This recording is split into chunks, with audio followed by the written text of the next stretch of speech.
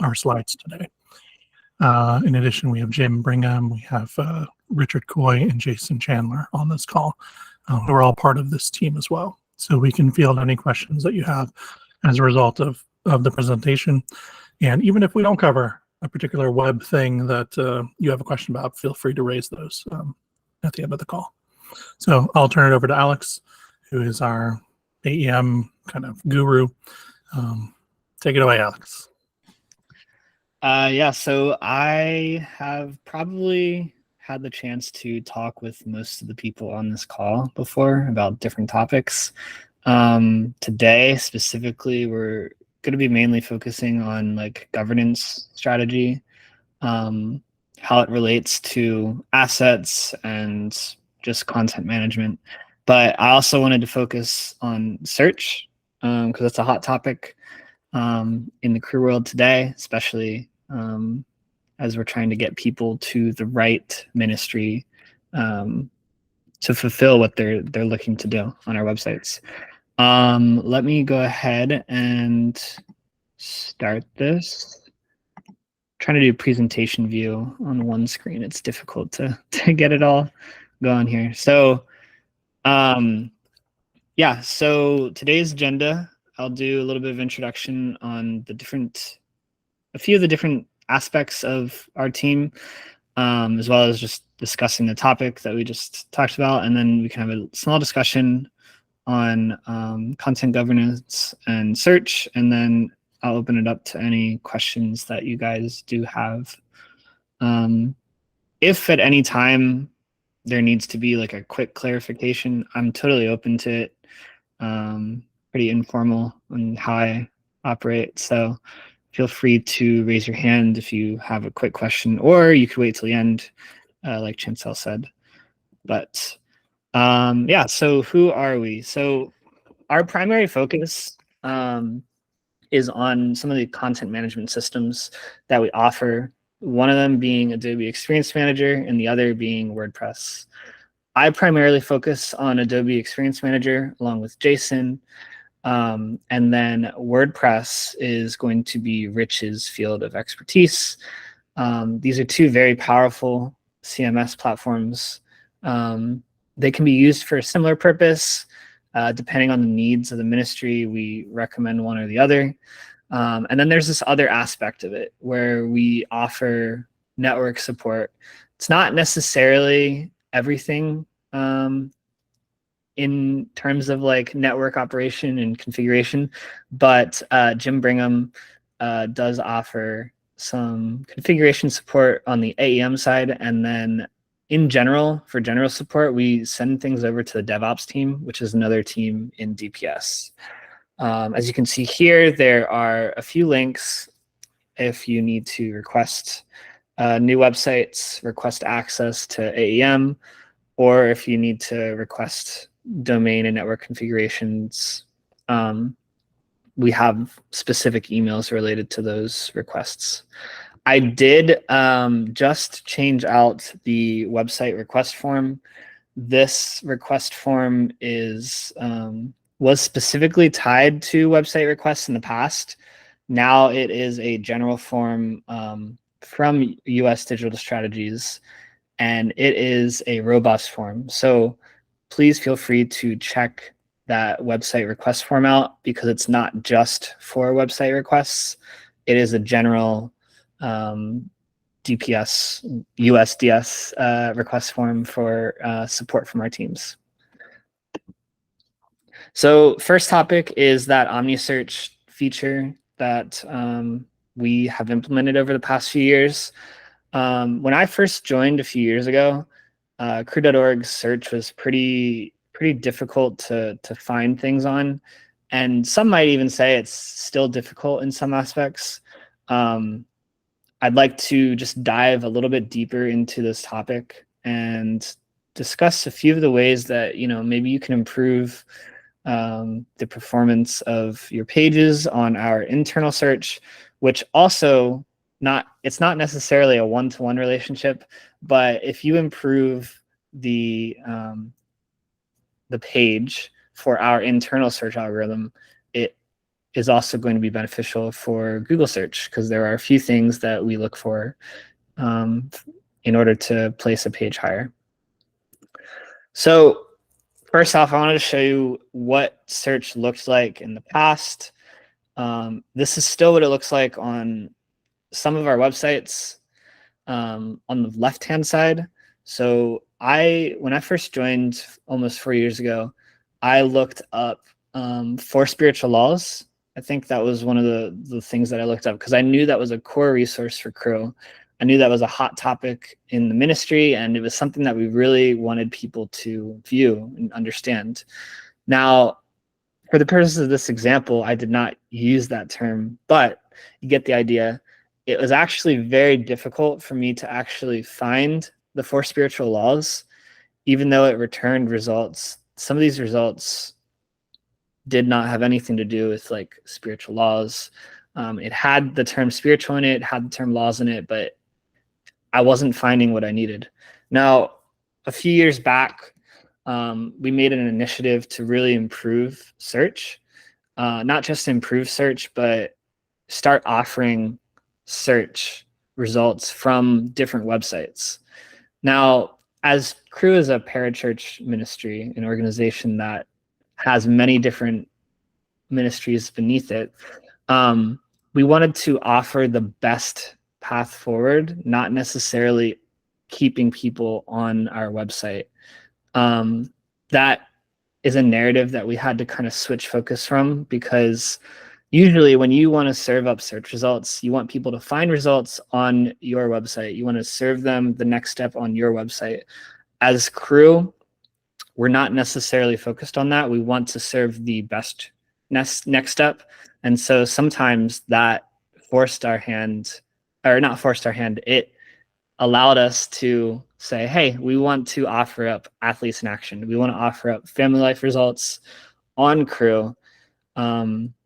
And so that was what we found was necessary. We needed to allow search results from these ministries into our search as well. Now, it's still not great. As you can see here from this screen capture, when you type in "no God," you get a few different things. So you get a Cru result. The second result is a staging site for athletes in action. And then the third result, knowing God personally. This is kind of a core functionality of Cru.org. The fourth result, I know I didn't screen grab it there, but it is actually the knowing God personally page on Cru.org. So there are ways in which we should be improving this tool. But as you can see on the right-hand side, I have a few thoughts, and we have some ideas on ways that we can improve this. This is actually something that is an OKR level work for WordPress, as Athletes in Action is on WordPress. And so some of these staging sites results should not be showing up. This is also a problem for summer missions, as Ryan and Campus, we've discussed this pretty thoroughly as an unfortunate side effect of bringing on this massive tool. So there are a few key elements for ranking on search. I know I touched on the issues.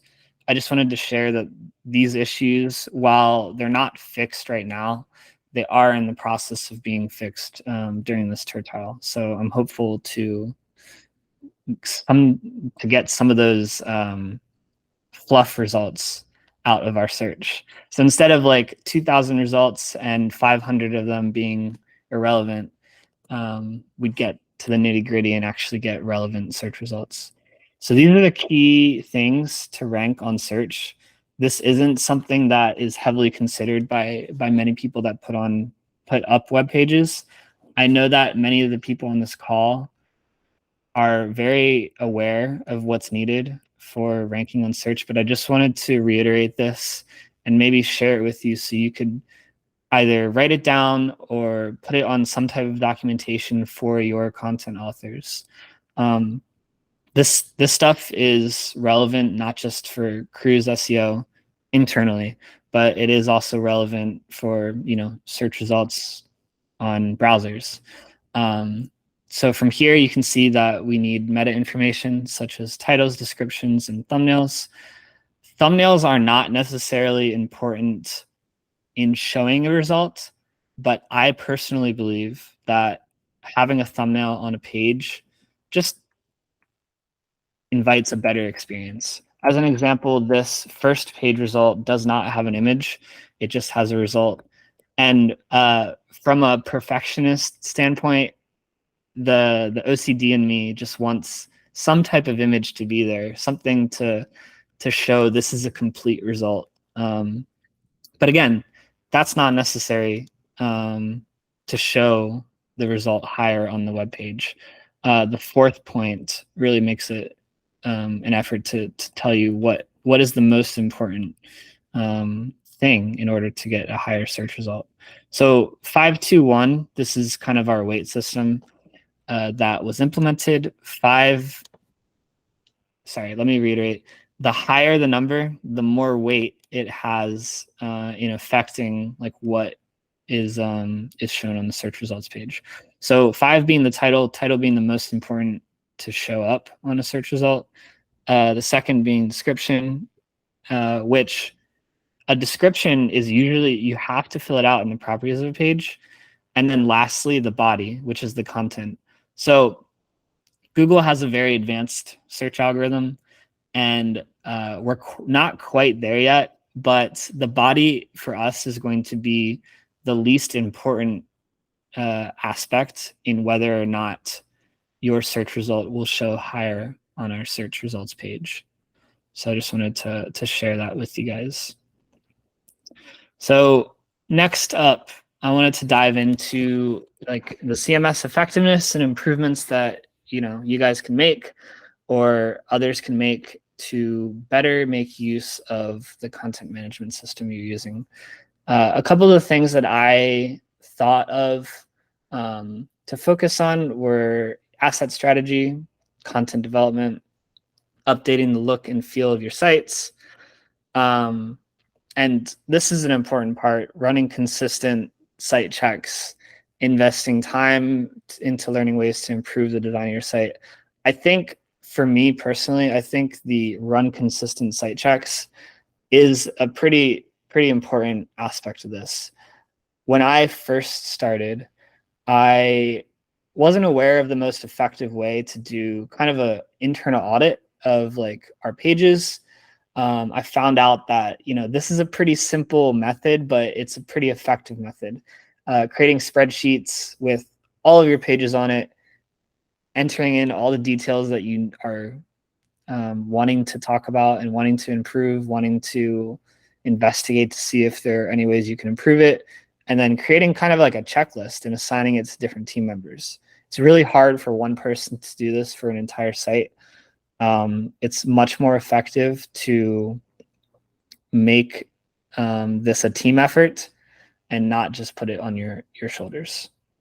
And then, of course, the last thing is brand synergy, just because you don't want certain sections of your website to look one way and then another section of your website to be completely flip-flopped, something that doesn't represent your brand at all. There's different colors that are not being consistent. And so this is an important thing for me as I seek to have conversations with people all around the world. Sometimes they don't know anything about building a website, and so having them understand that brand synergy is important is difficult, but it's something that needs to be discussed.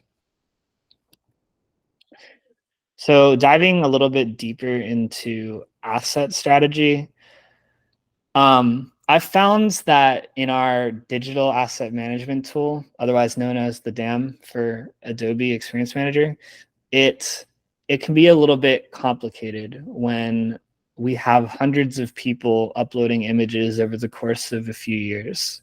So this leads away to broken experiences, fragmented folder structures, and it becomes very difficult to manage, maintain, and understand what is actually in your system. So before you like actually get started and want to just upload images, upload videos to a platform, ask yourself, does your ministry have the bandwidth to do this? It's very easy to put it on your shoulders and say, hey, I want to take care of this. But if you create documentation before you get started, I think that it can help you understand what ways you can organize your asset repository. And then another thing is there a folder structure readily available for the assets you would like to use? Really you have to ask yourself, like, is there already a folder in our system related to this topic? Or am I going to just go in and upload the asset like right below the main folder for our ministry? It can be difficult to maintain that. So I'd recommend considering that question. And then, of course, this last one, is there a photo in our system which we could use right now instead of, bringing on a new one? The system is pretty robust. We can have a lot of images and a lot of assets in there, but you don't want it to be too complicated. It's better to make things simpler and smaller. That way it's easier to maintain, and anyone new that you bring on board will understand what we have, how things are organized, and yeah, it just will keep things less complicated. So this asset guidelines is very timely, this slide. For me personally, I have been reached out from one of our departments about an image that was actually copyrighted. It's not something that we were supposedly allowed to use. The people that uploaded the image did not necessarily get permission to use it from the third party. And so the legal department had to reach out to me and ask, like, hey, like, where is this from? Like, what, is there any way that you can take down the image before the end of the day, so on and so forth.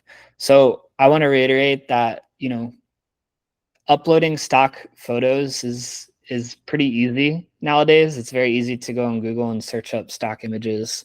You can go on Unsplash and find free stock images.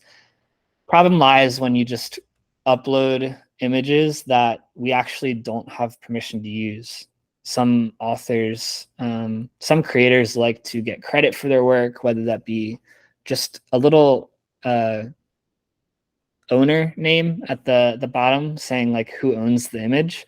Some people actually prefer to have licenses. And so I'm not sure where everyone in this call keeps assets, but in Adobe Experience Manager, we have a section dedicated strictly to the actual license that you can fill out. So this is not heavily regulated right now in our system, but since that incident took place, I personally want to create some sort of documentation, some sort of presentation to send out there to tell people, hey, we need to actually look at what we're uploading. We need to make sure that it's owned by the ministry.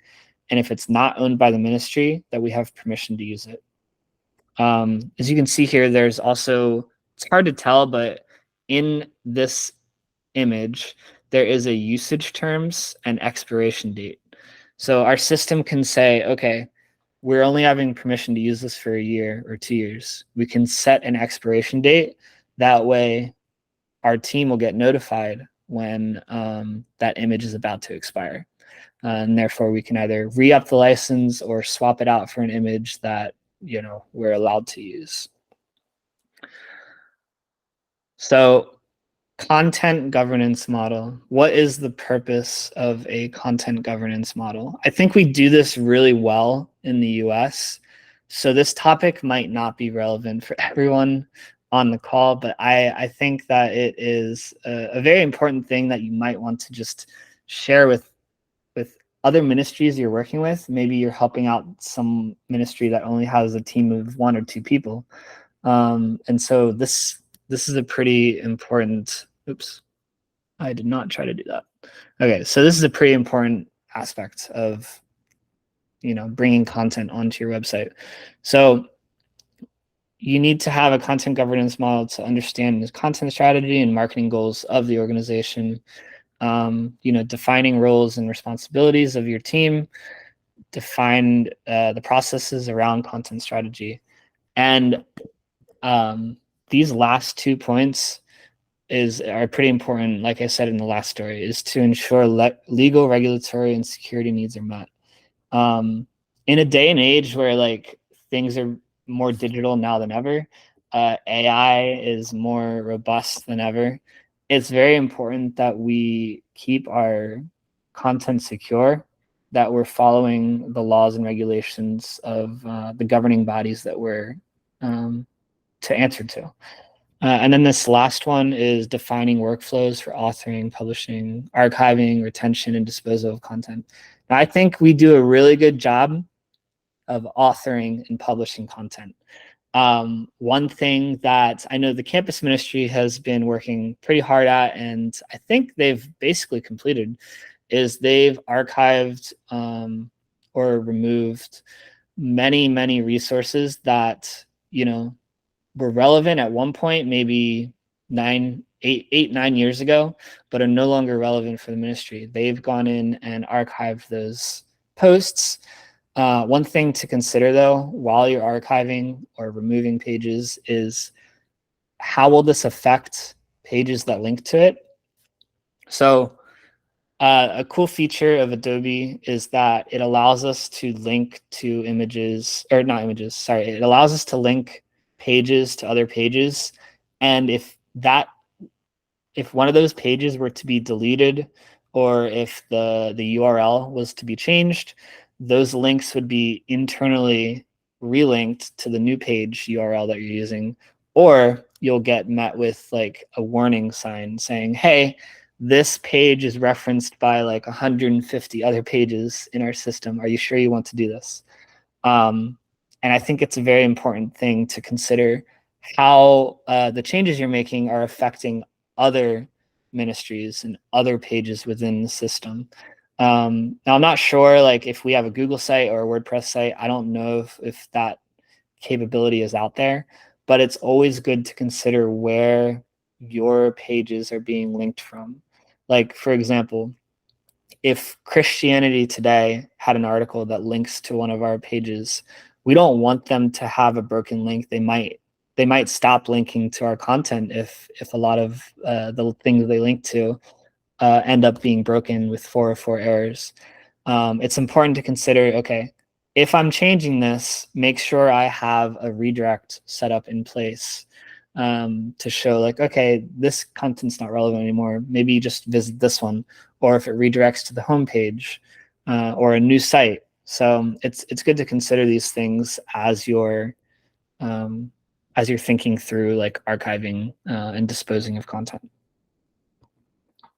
So while I only talked about a few things here, there are other functions of web like A/B testing, SEO. And if you guys would like to hear more about those things, please reach out to either the USDS request form, or you can reach out to us on Slack. Our team is pretty open. We work very regularly on Slack. I'm pretty responsive there. But if you need like the team in general, the USDS form is probably the best route to go. Now I do have a questions slide after this, but I just wanted to share the next 2 weeks we're going over ads and then advertising and then social. So did you guys have any questions about what I just shared or about the broader web strategy team focus that we could answer? I'm sure myself or one of my team members would be happy to answer.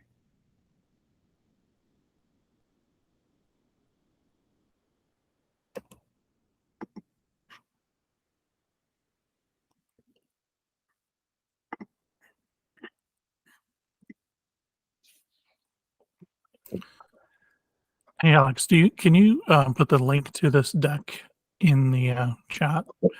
Yeah. Because I know there's a lot that you went over, and you might just need a reminder of some of the things that he talked about to prompt a question. I know I had a question, but I need to see the slides. Yeah, let me one sec. I actually had a question, Alex. Mm-hmm. So you were going over the search requirements that you guys use for Cru.org. However, I know Cru.org is on AEM. How does this pertain, or is it relevant, I guess, to those ministries that may be using a WordPress setup? Yeah, so the search results are actually fielded from most of our WordPress network as well. So this is relevant for any website on our WordPress network. I'll have to check. I don't have access to the whitelist, but engineering set up a whitelist of domains that are being captured in the search. And so if you find that, like, okay, athletes in action, this specific content is not being brought up, or family life has a separate website that they thought, okay, maybe this is supposed to show up on our Cru.org search, but it's not showing up. Please reach out, because like I'm unable to verify like the issues that are taking place unless someone actually reaches out to me. But yeah, this is pretty relevant for every ministry within Cru, not just Cru.org, because we actually use that search feature for WordPress sites as well. Like I said, though, it is a little broken right now on WordPress. And I can dive more into that over email or a conversation with anyone individually if they'd like to just talk more about that to understand what's going on. But yeah. Okay. And then my second question is, again, I'm thinking about the criteria that you put out there.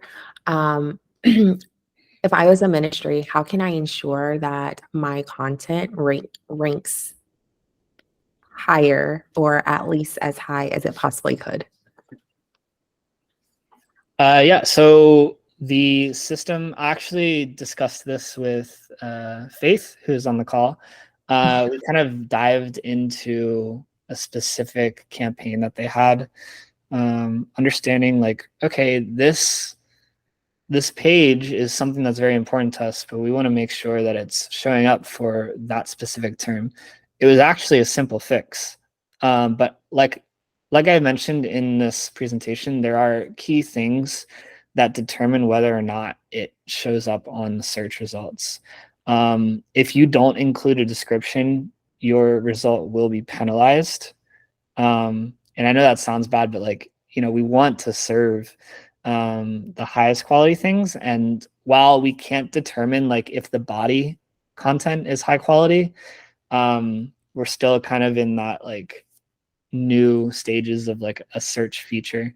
It's pretty important to look at like what your title, your description, body content, and the thumbnail say. And if you are looking at analytics for your website and you want to rank for a specific search term that people are looking up, you might want to incorporate that search term into your title or into your description so that it shows up for that search.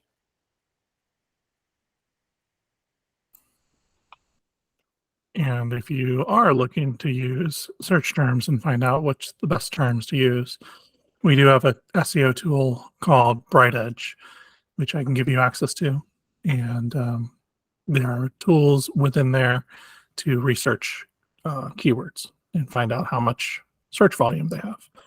So if that is a tool that you and your ministry would like access to, just reach out to that form that Alex referred to and request SEO help.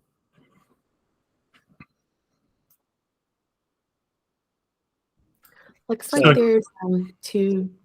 Sorry, I was going to speak to the questions that were popped into the chat.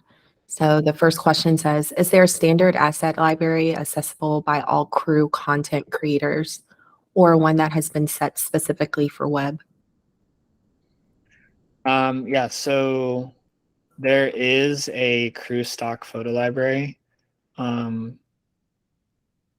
depending on like what the function of like what you're looking for is. There was one specifically for Cru 22. I think it was on Flickr or some other website.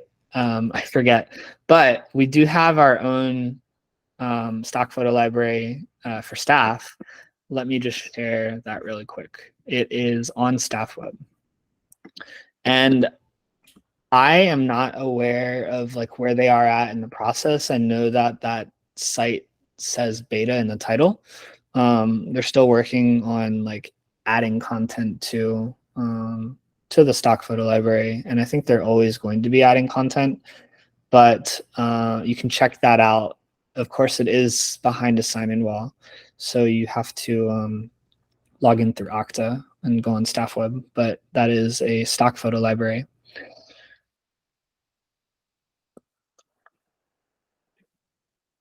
Regarding videos, I'm not aware. Maybe someone else either on this call or on my team might know, but I know of that one for the ministry.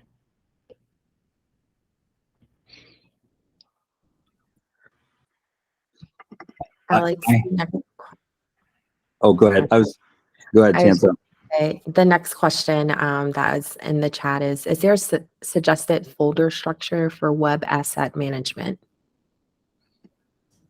I train people pretty regularly around the world, and most of these people don't have experience with anything website related. So I like to point out like that while it might be beneficial to just create a folder for your website and then just put things on it, I always recommend branching it out a little bit more. One very rudimentary approach is I say, hey, I know that you have this Cru folder. Right below the Cru folder, please let's create another folder that relates to specifically logos and icons. Maybe you have a lot of icons and you need its own folder structure for that. But that's an easy way to just think about like, okay, what are the different types of images that I have on my site? You could also like even organize your asset folder in how you organize your navigation. But the problem with organizing it that way is that you might want to change your navigation information architecture at a later date, and it would no longer be relevant to have things in that format. So when you think about a folder structure, think about like the core functions of a website. Like what are going to be the most commonly uploaded things? Like you want to keep all your logos and all your icons together. You want to keep all your team members together. You want to keep everything like in how it relates to like the about the ministry page together. So it might be pretty easy to just say like, hey, you could do a one-to-one with the different sections of the site, but just have to think through like, hey, is the naming of this going to change later? And then I'm going to have to do double the work to change the navigation and change the asset folder structure. So it's just something to consider.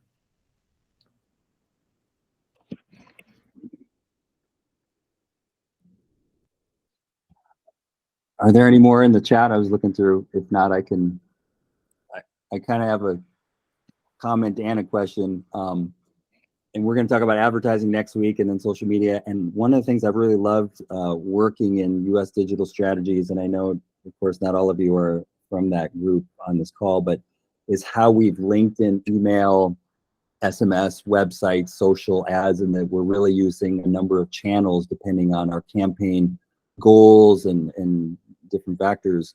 But one of the things as an advertiser I've noticed is sometimes I have the choice of how to go about, for example, getting leads. I can keep all my campaign efforts within something like Meta with Facebook and Instagram ads, but I see some advantages oftentimes of incorporating web and having like a landing page and having the analytics and having some of that. So I didn't know if there's anything you, Alex, or anybody on your team, just some of the thoughts on strategy of web. I mean, I love it. I see there's so many advantages of having a web component as we have, are we plugging in a web component for our strategies of win, build, send, disciple making? Any thoughts on the cool, great features of web as we think about strategies? I mean, you've covered some already, but yeah, any thoughts on that? Because I think there are many. Or I don't know, if anybody wants to mention it, because I think there's some great things of incorporating web in certain strategies. It's so powerful, like search and analytics and other things. Yeah, I mean, when you think about our campaigns, for instance, you know, that you have your channels like social and organic search and other things that are part of that strategy is using those channels to drive the traffic to the web. Because on the web, that's where we can actually, you know, present more of a pitch or a summary of, you know, like what the campaign is and what we're trying to achieve. And then we have, you know, the forms, right, that integrate with, you know, so we can capture people's information, and that will now send it to our upcoming tool, Salesforce, so we can actually manage people and engage them afterwards, you know, in different campaigns. So the web is just an essential part of that overall strategy that we're all doing. You know, that is the place where we capture the lead. That's where we present. We can present more robust assets like videos and things on a landing page, or direct them to, you know, e-commerce type transactions or whatever, you know. So I think it's just a foundational part of any digital initiative, that there's something there.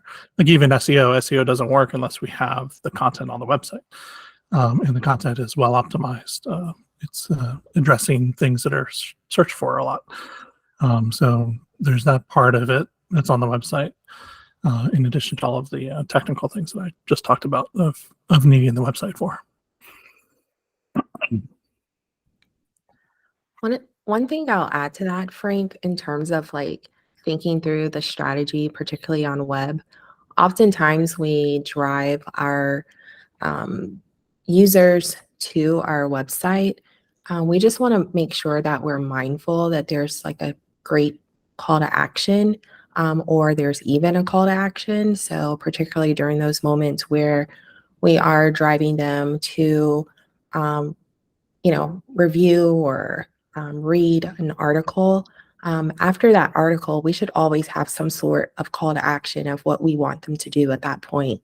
That's a great opportunity, you know, particularly if we are driving traffic there, they're landing on this page, yet, you know, we don't know if indeed they actually have read the article or if it was just, you know, a bounce, or what. So it's great to be able to kind of assess whether or not like this is something that resonated with the user through that call to action. That's great. Thanks, Chancel, and thanks, Michael. Yeah, I know we have a lot of digital properties that we're overseeing and through Cru and Campus Crusade for Christ International. And when I look at cru.org, and yeah, it's amazing how much is there. And so, yeah, that's a good point too, Chancellor, about the call to action to keep them moving along.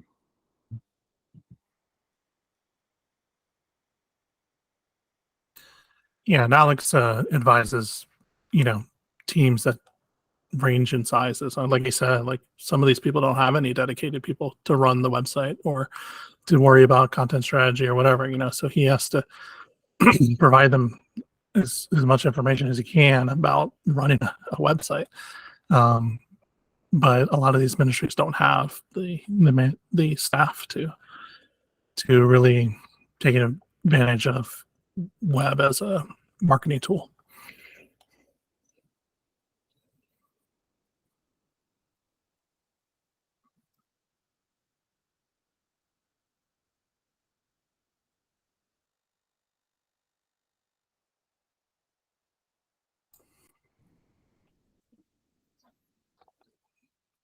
Well, Chancel, if there's no other questions, we want to give people time back. Yeah, absolutely. If there's no other questions, we can drop off. I should say before you drop off, if there's anyone who is on here that didn't hear this spill earlier, one, we did record the session, so it will be available on our marketing YouTube channel. And then two, if you are not a part of like Cru Marketing, if you could put within the chat your name, your title, as well as the ministry that you support, that would be helpful, just so we're able to keep track and possibly send you out a survey at the end of the series. But yeah, we're thankful for everyone that was able to come. Definitely thankful for the web strategy team for putting all of this information together. Extremely valuable. And if you guys who were on the call are in need of an additional one-on-one consultation, feel free to reach out to us through the US Digital at cru.org email address, and our project managers can schedule that. Yeah, and again, if we didn't discuss something that you want to talk about, you want to strategize about, please don't hesitate to reach out. I know that this is highly focused on like very small niche areas of web strategy. So again, we do a lot more than just search and content governance. So please don't hesitate to get in touch with our team. Again, Michael Tolosa, myself, Richard Coy, Jason Chandler, and Jim Brigham. So yeah, thanks for letting me speak on this topic today, guys. Thank you, Alex, and the rest of you guys on the team. Thank you. Yeah, thanks guys. All right, have a good Thank you one. much. Bye. Bye.